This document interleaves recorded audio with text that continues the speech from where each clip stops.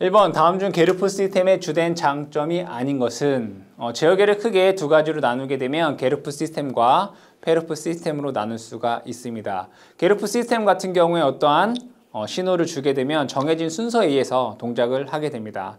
따라서 구조가 간단하고 유지 보수가 편하고 가격이 저렴하다라고 하는 장점이 있습니다. 반면에 우리가 원하는 목표값에 가는 데 있어서 오차가 발생을 하게 되면 외부에서 수동으로 보정을 해줘야 된다는 단점이 발생이 됩니다. 하지만 페르프 시스템은 게르프 시스템과 반대로 현재의 상태와 목표값을 새로 계속 비교하면서 오차를 수정해 나가는 그러한 장점이 있습니다. 대신에 구조가 복잡하고 유지보수가 힘들고 고가다라고 하는 단점이 있습니다. 1번에서는 게르프 시스템의 주된 장점이 뭐냐라고 묻고 있습니다. 자, 이때 원하는 출력을 얻기 위해 보정해 줄 필요가 없다. 가번 같은 경우는 페르프 시스템에 대한 그러한 특징이 되겠죠. 그래서 게르프 시스템의 장점이 아닌 것은 이다 라고 했기 때문에 가번이 잘못되어 있습니다. 나, 다, 라 같은 경우가 게르프 시스템의 특징이 되겠습니다. 답은 가번이 답이 되겠습니다.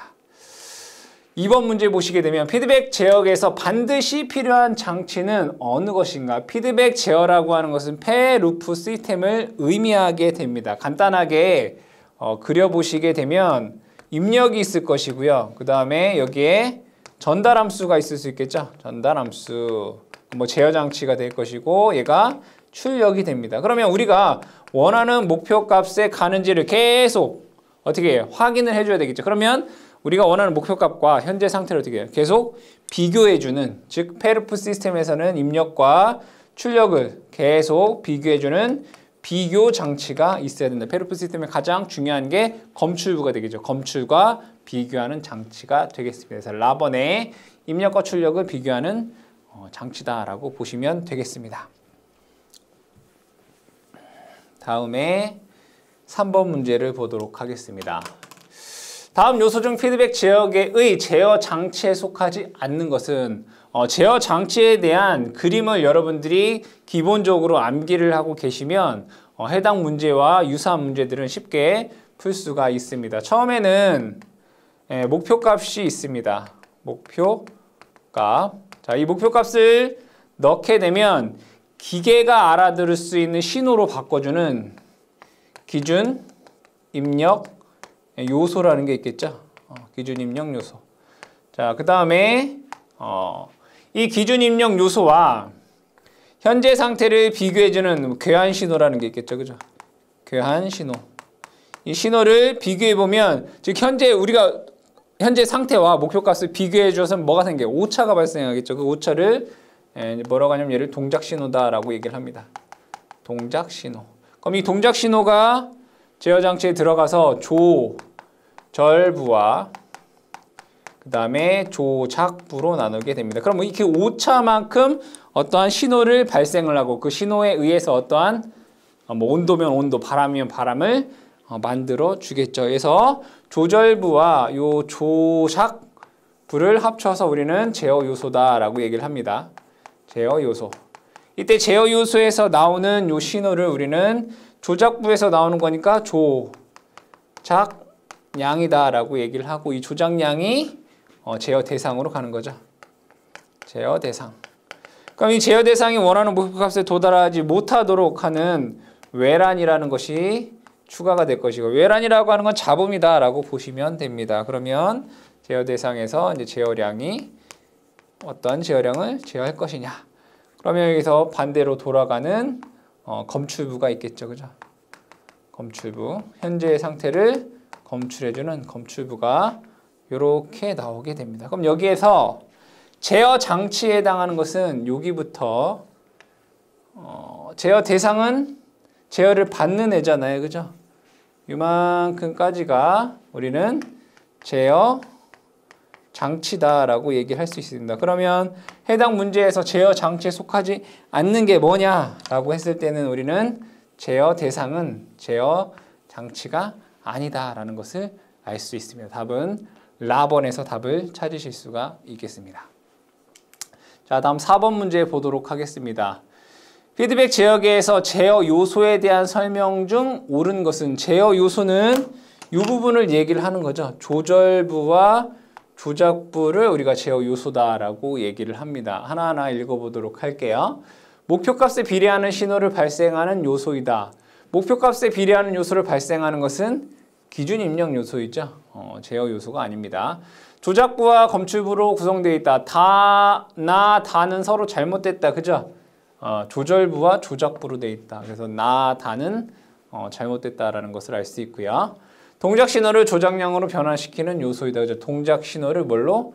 조작량으로 바꾸는 그러한 요소이다.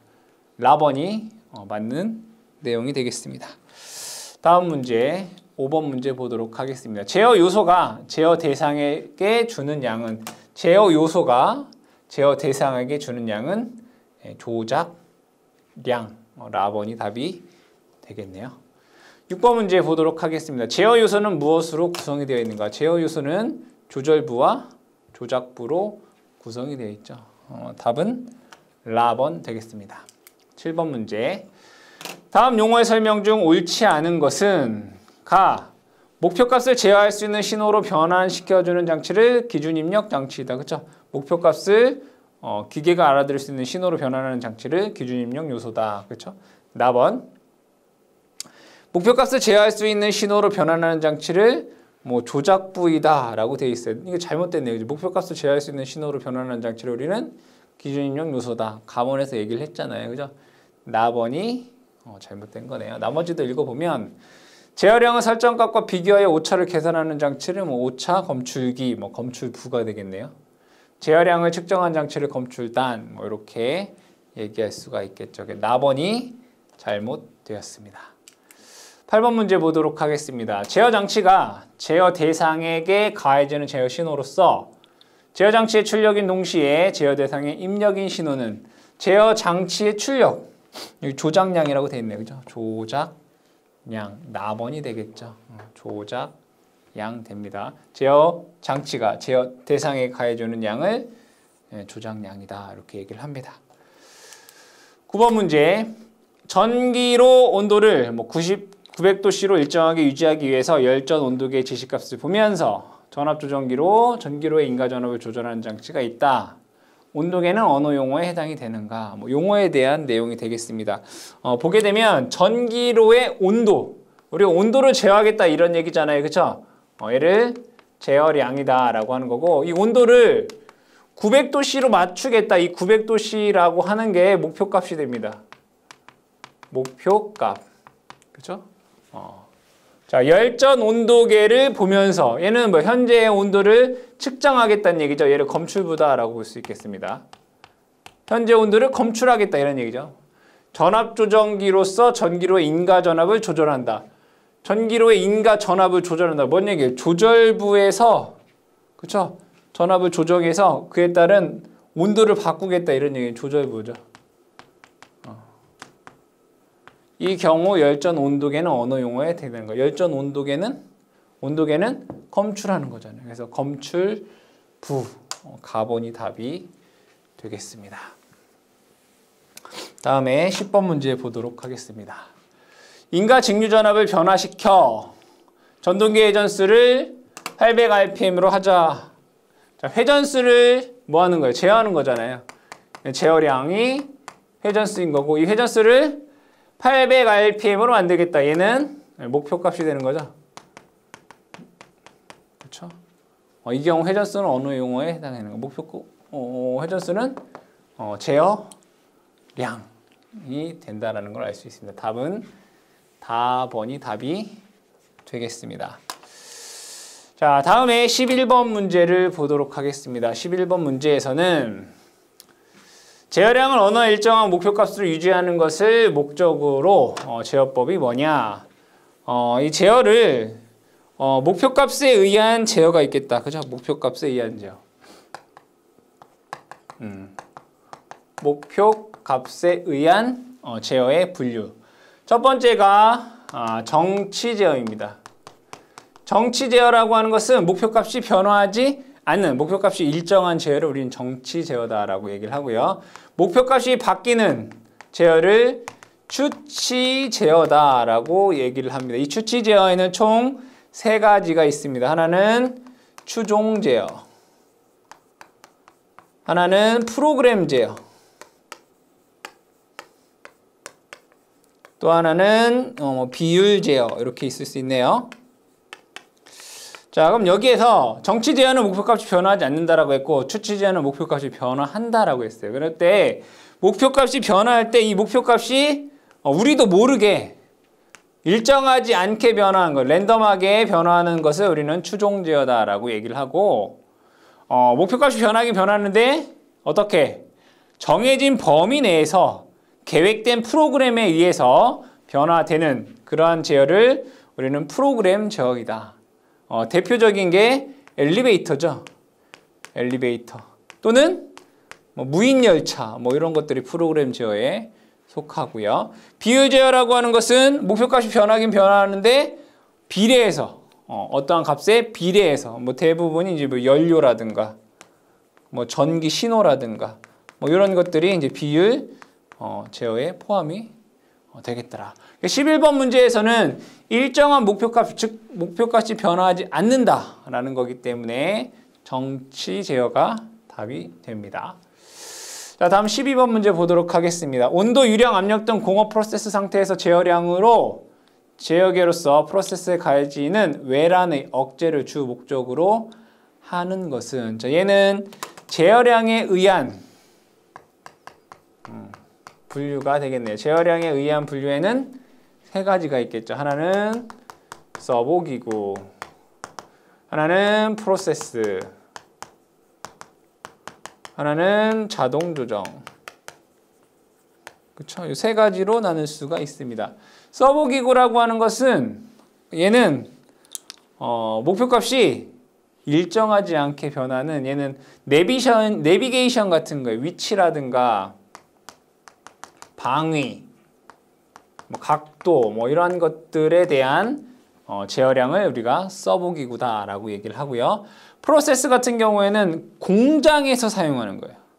어떤 일정한 습도, 온도, 압력, 제품이 일정하게 나오려면 그런 것들이 다 어떻게 돼요? 목표값이 일정해야 돼요. 그래서 프로세스는 공장에서 나오는 제어다라고 해서 예를 들면 온도, 습도, 압력 이런 것들이다라고 보시면 되겠다. 자동 조정 기구라고 하는 것은 어떤 급변화했을 때 빨리빨리 대처할 수 있는 그러한 전기와 관련된 거라든가 힘이랑 관련된 거, 전압, 주파수, 또 있어요? 전류, 이런 것들이라든가, 기계적인 힘, 장력, 이런 것들이 자동 조정 기구에 해당이 되겠죠. 12번 같은 경우에는 온도, 유량, 압력, 이런 건 뭐예요? 공장에서 사용되는 거기 때문에 프로세스 제어다라고 볼 수가 있겠죠. 가번의 답을 찾으실 수 있습니다. 13번 문제 보시게 되면 다음 중 프로세스 제어에 속하지 않는 것은 온도, 압력, 유량, 자세. 가나다는 프로세스 제어고 라번은 서버 기구가 되겠죠. 라번이 속하지 않는 내용이 되겠습니다. 14번 프로세스 제어에 속하는 것은 전압, 압력, 주파수, 장력 중에서 압력이 이제 프로세스 제어에 속하는 거고 전압이라든가 주파수, 장력 이런 것은 자동 조정 기구에 속하죠. 라번이 프로세스 제어에 속합니다. 15번 서버 기구에서 직접 제어되는 제어량은 주로 어느 것인가? 위치, 각도가 되겠죠. 답은 4번 됩니다. 16번 자동 제어의 분류에서 제어량의 종류에 의한 분류가 아닌 것은 서버 기구, 프로세스, 자동 조정이 제어량에 의한 분류이고 추치 제어는 목표값에 의한 분류잖아요. 정치 제어, 추치 제어. 나번은 목표값에 의한 분류가 되겠습니다. 17번 연속식 압연기의 자동 제어는 다음 중 어느 것인가? 압연기는 뭐예요? 일정한 압력을 줘야죠. 그래야지 일정한 제품이 나오겠죠. 그렇죠? 그러면 뭐예요? 목표값이 일정한 정치 제어에 속하게 됩니다. 가번이 답이 되겠습니다. 18번. 목표값이 미리 정해진 시간적 변화를 하는 경우 제어량을 그것에 추종시키기 위한 제어는, 그러니까 목표값이 뭐 한다는 얘기예요? 변화한다는 얘기예요. 근데 여기 뭐예요? 미리 정해진 시간적 변화. 그러니까 우리가 뭐예요? 그 변화량을 이미 알고 있다 이거예요. 그 목표값의 변화를 이미 알고 있고 계획할 수 있고 프로그래밍 할 수 있다는 얘기죠. 그래서 답은 프로그래밍 제어가 되겠다. 자, 19번. 무조종사인 엘리베이터의 자동 엘리베이터는 1층부터 15층까지 있을 때 목표값이 변할 수 있잖아요. 그죠? 근데 1층부터 15층까지라고 하는 뭐예요? 변화량이 정해져 있대요. 그러니까 프로그램에 의해서 운전된다 이런 얘기죠. 그래서 엘리베이터는 프로그래밍 제어가 되겠다. 20번 볼게요. 다음에 제어량에서 추종 제어에 속하지 않는 것은, 추종 제어는 뭐예요? 목표값이 변하는 거죠. 목표값이 변하지 않는 게 뭐냐 이거죠. 유량이 되겠죠. 유량. 위치, 자세, 방이 뭐예요? 서브 기구. 바뀐단 말이에요. 그렇죠? 답은 가번이 되겠습니다. 21번. 열차의 무인 운전을 위한 제어는 어느 것인가? 무인 운전. 열차도 정지하는 역이 다 뭐예요? 정해져 있단 말이에요. 목표값이 변하긴 변하지만 우리가 예측할 수 있고 프로그래밍 할 수 있다 이거죠. 그래서 프로그램 제어가 되겠다. 22번. 제어계 중에서 물체의 위치, 각도 등의 기계적인 출력을 목적으로 하는 제어는 위치, 각도, 서보 기구가 되겠죠. 서보 제어가 됩니다. 23번. 자, 잔류 편차가 발생하는 제어는, 요거는 우리가 미분, 적분, 뭐 비례, 뭐 이런 것들이 있는데 이거에 대해서 한번 정리를 해보고 얘기를 해보도록 할게요. P는 비례 제어라고 하잖아요. 그죠? I는 적분 제어, D는 미분 제어. 맞나요? 미분 제어. 그 다음에 뭐 PI 비례 미분, 비례 적분. 그 다음에 PD 비례 미분. 그렇죠? PID 비례 미분 적분. 얘네들에 대한 특징 하나씩만 알면 해당 문제 다 맞을 수 있어요. 비례는 얘는 잔류 편차. 그냥 잔류 편차라고 하면 여러분들 쉽게 그냥 아예 오차 이렇게 하면 돼요. 오차가 발생한다. 이 정도만 하시면 돼요. 적분 제어는 잔류 편차를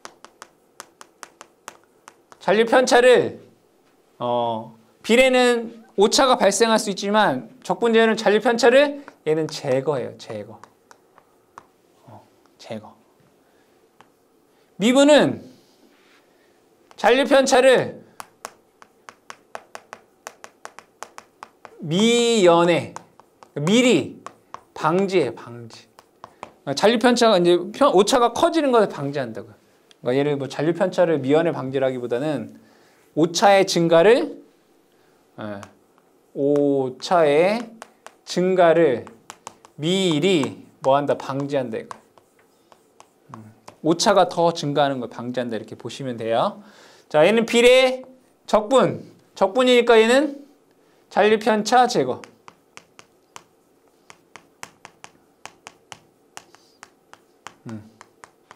대신에 얘는 소극성이 나빠요. 응답성이 느리다. 그러니까 우리가 반응이 느리다 뭐 이렇게 보시면 돼요. 비례 미분은 소극성 향상. 그러니까 응답 속도가 빠르다 이거예요. 응답 속도가 빠르다. 그러면 비례 미분 적분은 뭐예요? 얘 두 개를 합친 거잖아요. 잔류 편차 제거. 그렇죠? 소극성 향상. 맞나요? 대신에 이러한 능력이 다 좋아지면 나빠지는 것도 있을 거 아니에요. 그쵸? 고가이다. 그죠? 고가이다. 이 정도만 여러분들이 알아두시면 되겠다. 그럼 잔류 편차가 발생하는 제어는 뭐냐? 비례 제어. 가번이 답이 된다라는 것을 알 수 있겠죠. 24번. PI 제어 동작은 공정 제어의 무엇을 개선하기 위해 쓰이고 있나요? PI는 비례 적분. 잔류 편차를 제거하기 위해서잖아요. 그렇죠? 결국 뭐 오차를 제거하기 위해서. 즉 정상 상태의 오차를 줄어들기 위해서. 답은 다번이 되겠죠. 다번. 정상 특성을 개선한다. 오차를 줄인다. 그러니까 여기에서 보시면 정상 상태라는 게 있고 과도 상태가 있어요. 과도 상태는 우리가 원하는 목표값에 갈 수 있냐 못 가냐예요. 즉 안정과 불안정을 결정하는 거고요.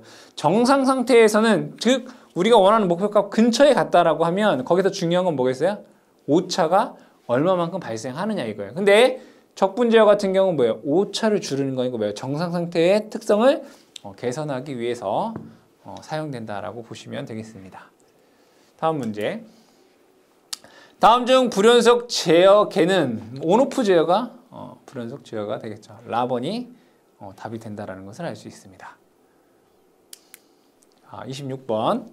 PI 동작은 어느 것인가? PID는 비례, 미분, 적분, 비례, 적분, 미분, 제어다 이렇게 볼 수가 있겠죠.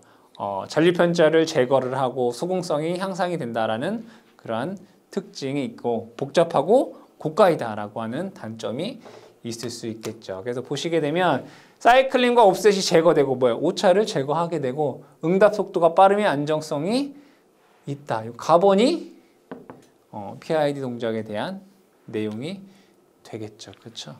옵셋이나 사이클링은 그냥 오차라고 생각을 해두시면 되겠습니다. 응답 속도가 빨리 할 수 있으나 옵셋은 제거되지 않는 응답 속도가 빠르다. 비례, 미분 요소인 거죠.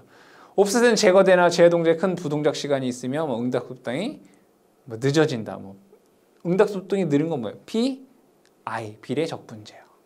사이클링을 제거할 수 있거나 옵셋이 생긴다. 비례 제어 이렇게 볼 수 있게 돼요. 가번이 정답이 된다라는 것을 알 수 있습니다.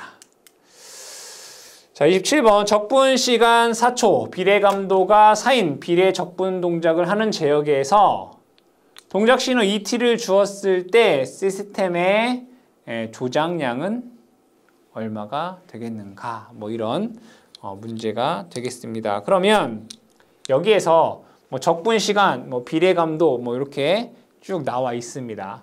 그럼 비례 감도가 4이고 적분 시간이 4이다. 그러면 전달함수 GS를 먼저 구해야 되겠다. 전달함수 GS는 자, 비례 감도 4. 그렇죠? 자, 얘는 적분, 비례 적분이기 때문에 1 플러스 적분은 뭐예요? S분의 1인 거죠? S분의 1, 4S분의 1. 여기가 적분 시간이 4초라고 했기 때문에 4S분의 1 이렇게 쓸 수가 있습니다. 이게 전달함수 GS가 될 것이고요. 자, CS는 전달함수에 입력함수를 곱해주면 되겠다. 그쵸? 전달함수가 4. 그죠? 플러스 이렇게 하면 S분의 1에 자, 여기 보시면 입력 신호가 뭐죠? ET잖아요. 그럼 얘를 라플라스 변환하게 되면 T는 S의 제곱분의 1이네. S의 제곱분의 1. 그러니까 S의 제곱분의 2 이렇게 되겠다. 그렇죠? 그럼 얘랑 곱하면 S의 제곱분의 8 플러스 얘랑 곱하면 S의 세제곱분의 2 이렇게 되잖아요. 그럼 얘를 우리가 알고 싶은 CT 그러니까 0 라플라스 변화로 여러분들이 회로 이론에서 라플라스를 배웠죠. S의 제곱분의 8은 뭐가 돼요? 8T가 되죠. 플러스 S의 세제곱분의 2는 T제곱이잖아요. T제곱. 그래서 8T 플러스 T제곱.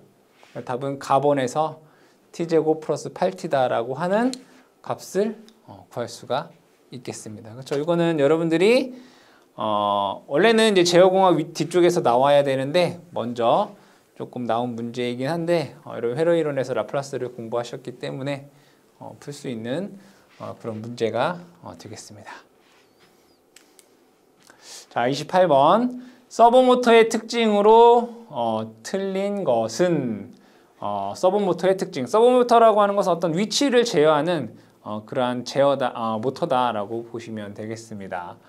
서버모터의 특징은 뭐 직류용도 있고 뭐 교류용도 있기 때문에 답안에 직류용은 없고 교류용만 있다라고 하는 것이 잘못된 내용이 되겠습니다. 나머지 읽어보면 정역 운전이 가능해야 되고요. 그 다음에 저속이며 거침없는 운전이 가능해야 된다. 뭐 위치 제어를 하기 위해서. 그러니까 즉 로봇 관절 같은 데 사용하는 그러한 모터라고 보시면 됩니다. 급가속, 급감속이 용이한 것이어야 한다. 잘못된 것은 답안이 잘못됐다라는 것을 알 수 있습니다. 자, 29번. 다음 중 온도를 전압으로 변환시키는 요소는 무엇인가? 그러니까 즉 온도를 전기 신호로 바꾸는 게 우리는 열전대다라고 얘기를 합니다. 열전대.